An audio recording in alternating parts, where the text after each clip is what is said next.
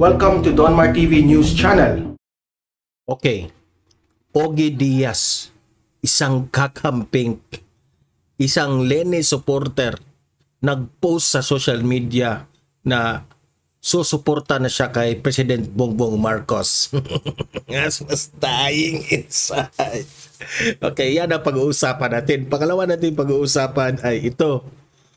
Yung electronic billboard ni Imelda Marcos, may nilagay dyan na sa along EDSA, linagay na Happy 93rd birthday Imelda Marcos.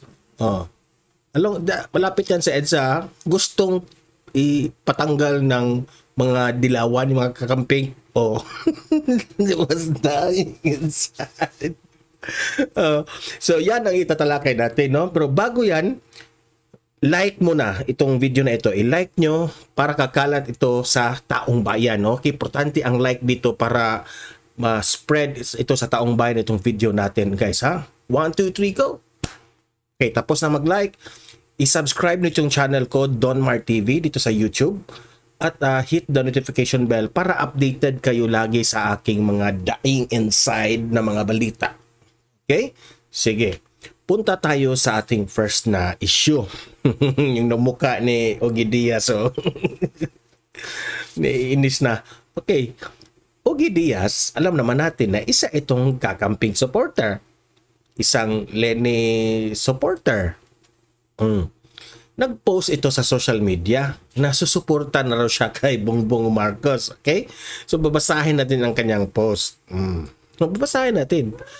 Kakamping po ako. Pero gusto kong batiin si President-elect Bongbong Marcos. Maaga ang acceptance sa akin noong May 10 pa para maaga rin ang pag-move on at pag-move forward. Very good naman, ha? Kasama niyo po ako sa maganda niyong hangarin at adhikain para sa bayan at sa sambayanan, President Bongbong Marcos. Kasama din po ako ng taong bayan sa pagdasal na sa pamamagitan po ninyo ay matamasa natin ang inyong hangarin at pagkakaisa bukod sa kaunlaran ng Pilipinas sa kabila ng mga pagsubok sa dumarating sa bayan at bawat Pilipino. Makakaasa po kayo na sasaluduhan ko ang bawat tama at nararapat na inyong gagawin at sana ay maging bukas din po ang inyong puso sa pagtanggap ng mga komento, suggestion o payo. Si Bongbong Marcos matagal naman ding open-minded yan, Ogie. Ikaw talaga. Para po sa bayan ang aking dasal. At alam ko, kahit ang 31 milyong Pilipinong bumoto ay ganun din. Mabuhay po kayo, Pangulong PBM. Okay. Ogie. Tanong ko lang sa mga viewers ko dito, ha? Mga Donmar TV viewers, tanong ko lang, ha? Medyo tanong ko lang ito bilang isang ordinaryong Pilipino. Guys, plastic ba ito o totoo? Plastic ba ito o totoo yung sinabi ni Ogie? If totoo man ito, if this is true, sana gayahin ito ng mga kakamping. No? Marami tayong mga kakamping dyan eh. No? Itong mga sinasabi ni Ogie, masarap ito sa tenga. Na kung totoo man gani ito na talagang susuporta siya, na move forward na siya, wala nang dapat magkaisa, no? Kung meron mang magandang ginawa si President Bongbong Marcos ay sasaladuhan niya. Mga ganun ba? Dapat gayahin niya ito. So, mga kakamping, gaya na kayo kay Ogie Diaz. Pero itong si Agot Isidro, iba yung naisip. Yung balita natin kahapon, sabi ni Agot, good luck Philippines. I hope yung mga 31, hindi naman sinasabi, no? Parang ang mensahe ni Agot ba na good luck sa mga 31 million na bumoto kay President Bongbong. Agot talaga, idol pa naman ko yan si Agot noon at si Aga Mulak. Ngayon, parang iba na ang ugali itong si Agot eh. Good luck Philippines for voting President Bongbong Marcos. Para sa akin, tumulong na lang kayo kay President Bongbong Marcos, no? Yung mga kakamping na until now galit na galit, tumulong na lang tayo. Kasi para naman sa atin to lahat eh. No? Kung maganda yung takbo na Pilipinas, yung ekonomiya, lahat, kung uunlad tayo, para sa atin ito lahat, tayo ang makabenefit dito. No? Sana magka-unite na tayo, kakamping, ma-red, ma-yan, madilaw, ma-blue, ma-green, yellow-green, kahit anong color dyan, ha? Kasi para sa atin to lahat, no? Kung hindi nyo talaga matanggap yung pagkapanalo ni President Bongbong Marcos, kung hindi nyo talaga matanggap na hindi si Leni Robredo ang nanalo, so, quiet na lang kayo, parang walang gulo, di ba? Shut up na lang tayo ba? Kasi ngak-ngak pa kayo ng ngak-ngak, magkomentaryo pa kayo kay President Bongbong Marcos, magiging magulo. Babatikos yung mga BBM yung mga BBM Sara supporters, babatikos din nila, wala tayong unity. Tayo ang kawawa, taong bayan. 'Di ba? So libre kayong mag-comment, mag-react sa sinabi yung mukha ni Ogie Diaz inside. Nainis na yan. Mag-comment, react tayo sa sinabi ni Ogie Diaz kung napaplastikan ba kayo kay Ogie Diaz o talagang totoo yung kanyang sinasabi. Okay? So, comment, react kayo. Libre kayong mag-comment, react. Babasahin natin yan. Okay? Pangalawa nating pag-uusapan itong billboard ni Imelda Marcos na gustong ipatanggal ng mga kakamping, mga dilawan. Diyos por santo. Dahil nga, ito, electronic billboard ito ha, parang LED wall ba, no?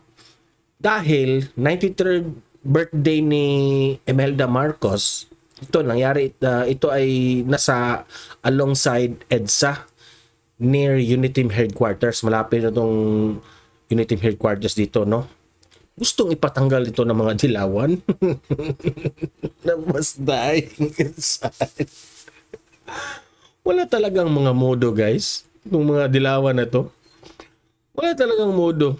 Parang hindi Pilipino ba, no? Yung mga ugali nila, parang yung mga asal, parang hindi Pilipino. Hindi naman yan matagalan eh.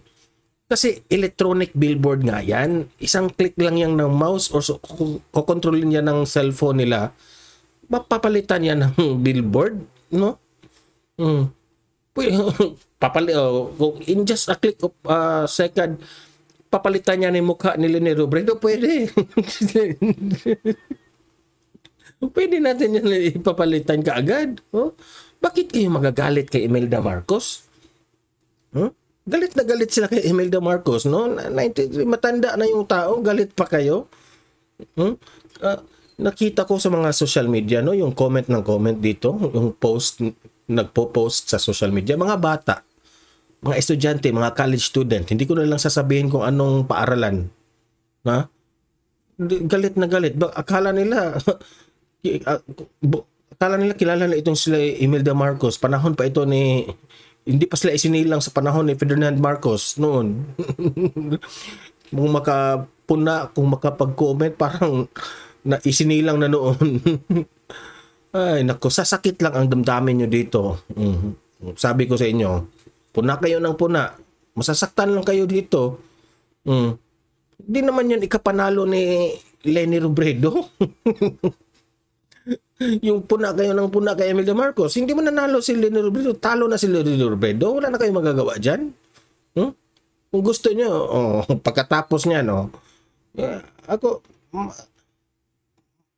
madali yan tanggalin kasi electronic nga yan. Papalitan natin yan ng ng mukha ni Leni Robredo. Pagkatapos ni Imelda, baka tinanggal na nga yan ngayon eh. Papalitan niya ng mukha ni ni Leni Robredo para masaya tayong lahat. Ilagay natin diyan. Advance happy birthday Leni Robredo. Advance happy birthday Leni Robredo next year, next year pa. 1 year naming ilagay dyan. Parang masaya tayo lahat. Okay? So, ano talaga guys? Ako pa sa inyo, no?